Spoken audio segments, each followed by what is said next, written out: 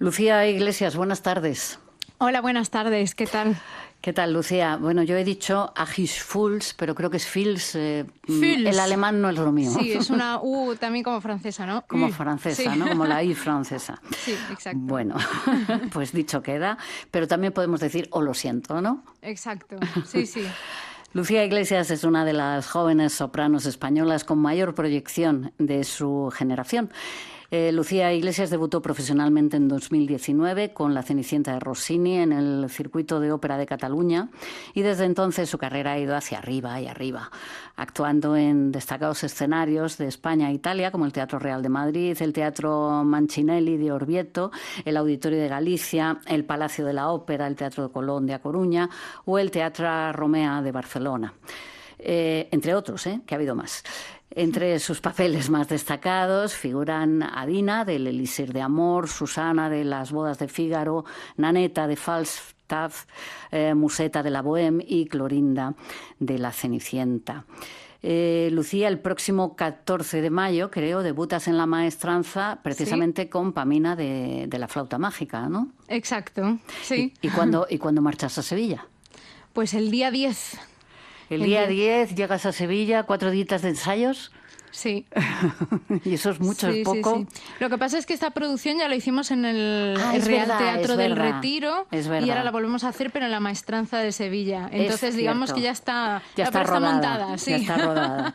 Es cierto que has estado en el Teatro Real del Retiro. Sí. Se trata de un espectáculo, tengo entendido, dedicado al público joven. Sí. Al público familiar y joven. Sí, ¿Y hay algún tipo de adaptación? ¿Es la ópera completa? Sí, hay una adaptación, no están todos los números y digamos que la adaptación escénica también es para que se entienda pues, desde el público más mayor hasta los más jóvenes. Es una... Bueno, se habla mucho de la soledad, de las situaciones, los problemas familiares que están muy presentes en Flauta Mágica, pero digamos que los hemos destacado más. ¿Y cómo ha sido recibida la Flauta Mágica aquí? Pues ese la verdad... montaje. Por cierto, es una coproducción, creo, del Teatro Real y del Teatro Principal de Orense, ¿no? Sí, y también de la maestranza. Y también de la maestranza, perfecto. Exacto. Sí, pues ha sido recibida con muchísimo éxito. Y la verdad es que ha gustado tantísimo que todas las funciones del Real Teatro El Retiro, que fueron como unas 20 y pico funciones, han estado vendidas. Todas hasta, bueno, lleno el teatro. Así que fantástico y mucha gente se ha quedado con ganas de verlo. Sí. Pamina no tiene el virtuosismo espectacular de otros personajes de ópera, pero sí tiene una gran carga emocional, ¿no? Sí. ¿Dónde dirías que reside la verdadera dificultad del papel de Pamina? Bueno, el papel de Pamina tiene muchísimos colores, es un papel, digamos, muy real, una mujer muy valiente, bueno, una niña muy valiente en realidad, que se enfrenta a todos los peligros y con su verdad, con sus sentimientos, y me parece que eso es precioso. ¿Y cuál crees que es la voz que pide realmente Mozart para Pamina? ¿Es más lírica, más ligera, es más íntima? Pamina es una soprano lírica. Pide una soprano lírica que, dependiendo también un poco del cast, pues, bueno, algunas veces lo hace unas voces más lírico-ligeras, más líricas. Lo importante es que uno sea capaz, ¿no?, de hacer todos los colores que pide la partitura, que son muchísimos. Sí, porque además es un personaje que evoluciona mucho a lo largo de la historia, ¿no?, de la ópera. Exacto, sí. Pamina empieza la ópera pues raptada en el castillo de Sarastro. Y después conoce, bueno, su amor, que es Tamino, que va a rescatarla, aunque, bueno, realmente ella se rescata en cierta manera a sí misma con Papageno. Y bueno, ella demuestra su amor en esta situación, ¿no?, tan complicada en la que vive y bueno, y al final de la historia encuentra pues su verdad, ¿no? Y cómo ella quiere vivir su destino.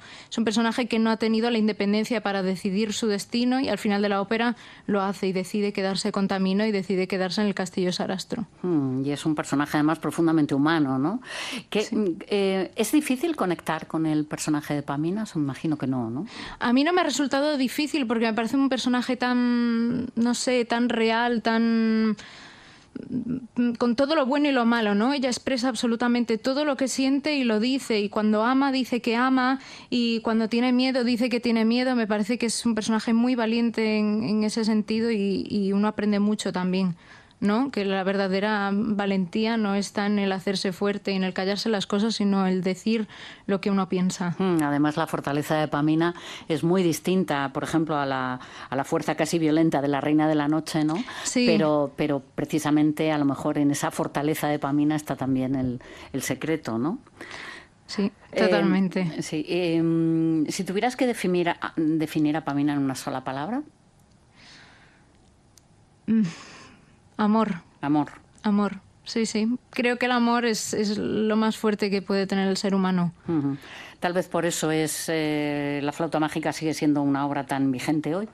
Sí, absolutamente. La flauta mágica es una ópera que, aunque hayan pasado 300 años de su estreno, es una ópera muy actual, es una ópera que trata temas que hoy en día seguimos tratando en la literatura contemporánea.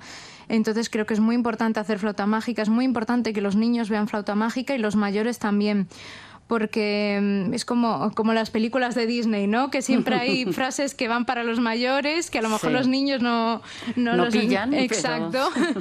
y después también para los niños y las bases, ¿no? De la humanidad. Al fin y al cabo es una historia masónica. Y habla del amor, de la fraternidad, del respeto. Sí, son historias que se pueden leer o se puede acudir a ellas o verlas o escucharlas en distintas edades y seguramente con distintas lecturas según uno va teniendo una edad u otra, ¿no? Sí, sí, totalmente. Y Lucía, después de Pamina, Venus en la púrpura de la rosa de Tomás Torrejón y Velasco, sobre un libreto de Calderón de la Barca, eso ya en Hispanoamérica, ¿no? Y pronto también. Sí, en Perú, en Lima. En Perú, en Lima, donde además se estrenó la ópera en 1701, creo que fue. Sí, en el Palacio Virrey. Para celebrar, creo que era la llegada del virrey, ¿no? Sí, del cumpleaños del rey de España. Sí. ¿Y cómo pasas de la interioridad y la pureza de Pamina a la teatralidad barroca? Bueno, es mi primera ópera barroca, entonces está siendo un proceso de aprendizaje muy bonito. Y claro, Venus es un personaje muy... Bueno, yo no conocía esta ópera y la verdad es que me está gustando muchísimo, estoy disfrutando mucho el proceso y aparte es un personaje que, dentro de ser una diosa, porque Venus es una diosa, con su amor con Adonis, que Adonis es un humano, ella se humaniza y empieza a entender qué es el amor, qué es la muerte y bueno, toda la problemática del ser humano desde el inicio, desde el inicio de los tiempos, ¿no? Sí, además, de verdad. El hecho de representar esta obra en la capital de Perú, donde se estrenó, genera más responsabilidad, más presión. Bueno, siempre que se sube uno a un escenario, sea un papel más grande, más pequeño, y donde sea del mundo, siempre hay responsabilidad, porque siempre hay responsabilidad con el compositor, con el arte, con la ópera, respeto y bueno, amor, porque todos los que nos dedicamos a esto amamos la profesión enormemente, ¿no? Entonces la responsabilidad siempre está ahí, pero aparte Venus es el personaje principal, ¿no? La púrpura de la rosa cuenta la historia de Venus y la historia de amor de Venus y Adonis. Sí. Y siendo Venus, pues es un personaje principal, canta muchísimo y claro, son muchas horas ahí encima del escenario dándolo todo a nivel vocal, a nivel actoral, a nivel emocional. Lucía, tengo entendido que eres una voraz lectora. Sí. Y que en concreto además te apasiona la novela francesa del 19. Sí. Ya somos dos, ¿eh? Me encanta, la verdad es el estilo realista, me gusta muchísimo. Bueno, también investigo mucho sobre la novela del 19 francesa. Bueno, de hecho soy doctoranda, así que estoy haciendo mis investigaciones sobre escenas de la vida bohemia de Murger, pero además de todos los escritores que estaban en el grupo de bohemios de bebedores de agua. Sí, se llaman bebedores de agua porque no tenían dinero para beber otra cosa.